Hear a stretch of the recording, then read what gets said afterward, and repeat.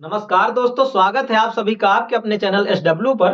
दोस्तों, आज हम लोग पढ़ेंगे बीए फर्स्ट सेमेस्टर के संस्कृत की पहली बुक है जो किरात अर्जुनियम। उसके 1 से 20 श्लोक लगे हुए हैं बीए फर्स्ट ईयर में, तो उनके अर्थ जानेंगे, हिंदी अनुवाद। तो श्लोक है श्रियः कुरुणामधिपस्य पालनीं प्रजा सुवृत्तिं यमयुक्त वेदितुं सवर्णलिंगी विदितः समाययौ युधिष्ठिरं द्वैतवने वनेचरः। श्रियः कुरुणामधिपस्य पालनीं प्रजासु वृत्तिं यमयुक्त वेदितुं स वर्णलिंगी विदितः समाययौ युधिष्ठिरं द्वैत वने वनेचरः। इसका अर्थ समझेंगे। श्रियः का अर्थ होता है कौरवों की राजलक्ष्मी या किसी की भी राजलक्ष्मी हो उसको श्रियः बोलते हैं। कुरु मतलब कौरवों की, कुरुणाम अधिपस्य जो कुरु राज्य के अधिपत्य थे यानी दुर्योधन। पालने मतलब पालन करने की व्यवस्था। प्रजा मतलब प्रजाओं की। वृत्ति मतलब प्रजाओं के प्रति उनकी अनुकूलता। यम युक्त जिसको युक्त किया गया है, जिसको आयुक्त किया गया है। वेदितुम जानने के लिए। सा सामान्य वह। वर्णलिंगी मतलब ब्रह्मचारी का रूप धारण किए हुए। विदिता मतलब जानकर। समायु मतलब अच्छी तरह से जानकर। युधिष्ठिरम अर्थात युधिष्ठिर के पास। द्वैत वने अर्थात द्वैत वन में। वनेचरा वनेचर। समायु मतलब लौट आया, लौट आया। और इसका हिंदी अनुवाद है कि कुरु राज्य के स्वामी दुर्योधन की राजलक्ष्मी के प्रति पालन व प्रजा के प्रति व्यवहार को जानने के लिए जिसे नियुक्त किया गया था, वह ब्रह्मचारी वनेचर सब कुछ जानकर द्वैत वन में राजा युधिष्ठिर के पास लौट आया। और इस अनुवाद में वंशस्थ छंद था। पहले श्लोक में छंद जो था वो वंशस्थ था। जैसे आपसे पूछता है कि इसके पहले श्लोक में कौन सा छंद है, तो वंशस्थ छंद होगा। ये था इसका पहला श्लोक का अर्थ। अब हम जानेंगे दूसरे श्लोक का अर्थ। कृत प्रणामस्य महीम महीभुजे जिताम सपत्नेन निवदेशितः न विव्यथे तस्य मनो न हि प्रियम प्रवक्तुम इच्छति मृषा हितैषिणा। प्रवक्तुम इच्छन्ति मृषा हितैषिणा, जिसको पढ़ेंगे। कृत प्रणामस्य महीं महीं भुजे जितां शपथनेन निवदेशितः न विव्यथे तस्य मनो न हि प्रियं प्रवक्तुमिच्छन्ति मृषा हितैषिणः। जिसका अर्थ समझेंगे। कृत प्रणाम से मतलब कि प्रणाम करने के पश्चात या प्रणाम करके। महीम मतलब पृथ्वी। मही भुजे अर्थात पृथ्वी के राजा जो कि युधिष्ठिर हैं। जिताम मतलब जीती हुई। सपत्नेन मतलब शत्रु से। निवदेशिता मतलब निवेदन करते हुए। न मतलब नहीं। विव्यथे अर्थात व्यथित होता है।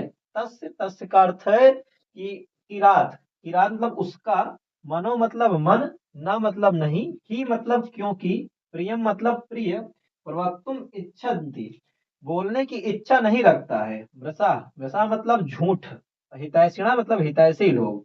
प्रवक्तुम इच्छन्ति मतलब बोलने की इच्छा नहीं करता है। तो अब इसका अनुवाद में अर्थ जानेंगे कि प्रणाम करके भी राजा युधिष्ठिर से जीती हुई धरती को बताने के लिए युधिष्ठिर से जो दुर्योधन ने धरती जीती थी उसका विवरण देते हुए जो निवेदन करते हैं किरात, उनका मन तब भी व्यथित नहीं होता है क्योंकि जो हितैषी लोग होते हैं वो प्रिय झूठ नहीं बोलते हैं।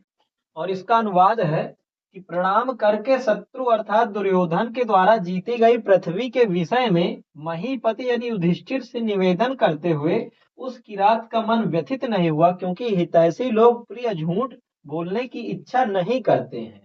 ये इसका अर्थ है। फिर से एक बार पढ़ेंगे। प्रणाम करके शत्रु दुर्योधन के द्वारा जीती गई पृथ्वी के विषय में महीपति युधिष्ठिर से निवेदन करते हुए उस किरात का मन व्यथित नहीं हुआ क्योंकि हितैषी लोग प्रिय झूठ बोलने की इच्छा नहीं करते हैं। और हाँ, इसमें भी वंशस्थ छंद ही है। इसके प्रथम सर्ग में किरात अर्जुनियम के सभी श्लोकों में वंशस्थ छंद है, बस 2 श्लोकों में नहीं है, वो है लास्ट के 2 श्लोक। तो इन सभी में वंशस्थ छंद होगा। ये था इसका अर्थ। और अब है इसका श्लोक नंबर तीसरा जो कि है। द्विषाम विधाताय विधातुम इच्छतो रहस्यनुज्ञाम धिज्ञम भूव्रता स सौष्ठौ औदार्य विशेष शालिनीम विनिश्चितार्थम इति वाचम आददे। पढ़ेंगे इसको।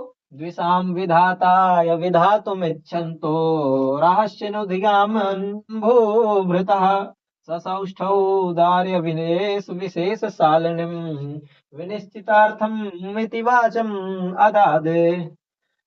द्विषाम का अर्थ है शत्रु, विधाता है मतलब प्रयत्न करने वाला, विधातुम इच्छन्ति मतलब विनाश के लिए इच्छुक, रहस्य ज्ञान अधिगम मतलब कि एकांत में उनकी आज्ञा को प्राप्त करके, भूभृता अर्थात राजा, राजा कौन, युधिष्ठिर, क्योंकि जो किरात है वो युधिष्ठिर के पास गए थे तो उनसे आज्ञा प्राप्त करके, सह मतलब वह कौन, किरात जो आज्ञा प्राप्त किया है, सौष्ठव औदार्य मतलब शब्द जो है उसके सुष्ठु हैं और अर्थ औदार्य वाले, विशेष शालीन विशेष रूप की अतिशय से भरी भाषा को, विनिश्चितार्थम इति विनिश्चित अर्थ जिसका अर्थ निश्चित है, ऐसी वचन को वादम आददे मतलब ऐसे वचन को बोले या वाणी को बोले, और इसमें भी वंशस्थ छंद है तो इसका अनुवाद है, एकांत में उस किरात ने शत्रुओं के विनाश के लिए प्रयत्न करने की इच्छा वाले भूपति युधिष्ठिर की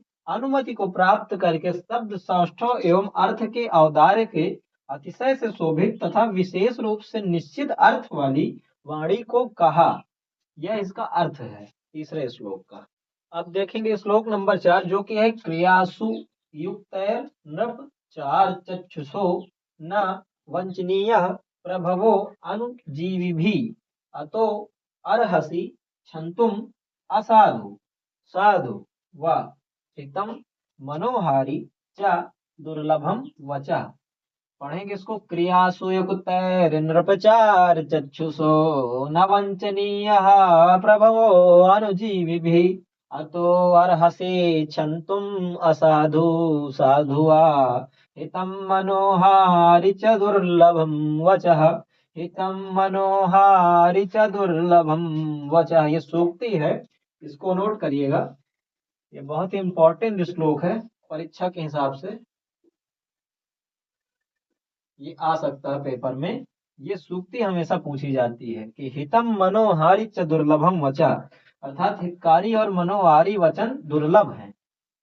तो इसके अर्थ देखेंगे एक एक। क्रियासु मतलब कार्यों में युक्त, क्रियासु मतलब कार्यों में युक्त अर्थात युक्त, नृप मतलब राजा, चार चक्षुषो अर्थात गुप्तचर की नेत्र वाला राजा, न मतलब नहीं, वंचनीय मतलब ठगा जाना चाहिए, प्रभु अर्थात प्रभु यानी राजा को, अनुजीवी भी सेवकों द्वारा, अतो मतलब हैं आप समर्थित हैं, किसमें, अर्हसी में, अर्हसी मतलब योग्य हैं, क्षंतुम अर्थात क्षमा करें मतलब आप क्षमा करने में समर्थ हैं या योग्य हैं, असाधु मतलब बुरी बात हो या साधु या फिर अच्छी बात हो, दोनों ही बातों को, क्योंकि हितम, हितम अर्थात हितकारी, मनोहारी यानी मनोहरी बातें, चा मतलब और, दुर्लभम अर्थात दुर्लभ है, वचा मतलब वचन।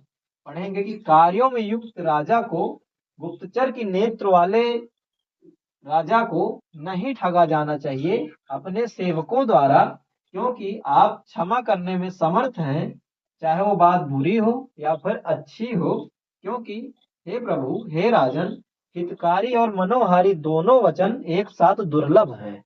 जिसका अर्थ है कि हे राजन, कार्यों में नियुक्त सेवकों के द्वारा गुप्तचर नेत्र वाले स्वामी ठगे जाने योग्य नहीं है, इसलिए प्रिय अथवा अप्रिय को तुम क्षमा करने के योग्य हो, क्योंकि मनोहारी व हितकारी वचन दुर्लभ होते हैं। ये इसकी सूक्ति है, इसको जरूर नोट कर लीजिएगा, सूक्ति ये बहुत ही इंपॉर्टेंट है, इसमें भी वंशस्थ छंद है, फिर से इसको पढ़ेंगे। हे राजन, कार्यों में नियुक्त सेवकों के द्वारा गुप्तचर नेत्र वाले स्वामी ठगे जाने योग्य नहीं है, इसलिए प्रिय अथवा अप्रिय को तुम क्षमा करने योग्य हो, क्योंकि मनोहारी व हितकारी वचन दुर्लभ होता है। अब देखते हैं इसका श्लोक नंबर 5वां है कि सकिम सखा साधु न शास्ति यो अधिपम हितान यह संस्मृते सा किम प्रभुम सदानुकूले ही कुर्वन्ते रतिम नृपेश अमात्येषु च सर्व संपदा। पढ़ेंगे इसको, सकिम सखा साधु न शास्ति यो अधिपम हितान्यः संसृणुते सकिम प्रभुम सदानुकूले हि कुर्वन्ते रतिम नृपेशमातेषु च सर्वसंपदः, नृपेशमातेषु च सर्वसंपदः।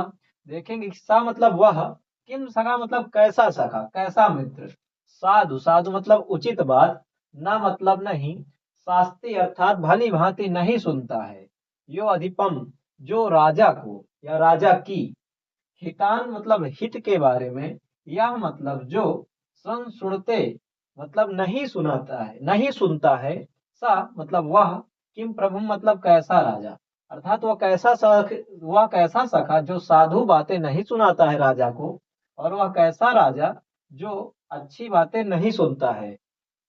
सदानुकूलेन मतलब सदा अनुकूल रहती है, ही मतलब क्योंकि, कुर्वन्ते, कुर्वन्ते मतलब करती हैं, बहुवचन है, रतिम मतलब आनंद, नृपेश अमात्येषु मतलब राजाओं और अमात्येषु मतलब मंत्रियों को, क्या मतलब और, सर्व संपदा मतलब सभी संपदाएं।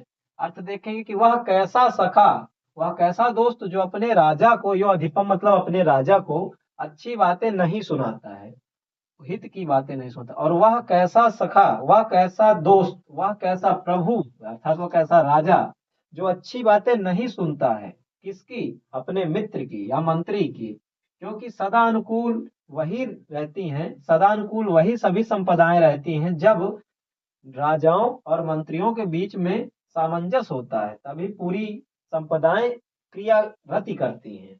अब इसका अनुवाद देखेंगे, जो राजा को उचित उपदेश नहीं देता वह कैसा सखा, जो हितकर वचन भली भांति नहीं सुनता वह कैसा राजा, क्योंकि राजाओं और मंत्रियों के अनुकूल होने पर समस्त संपत्तियां सर्वदा अनुराग करती हैं, जो हित वचन को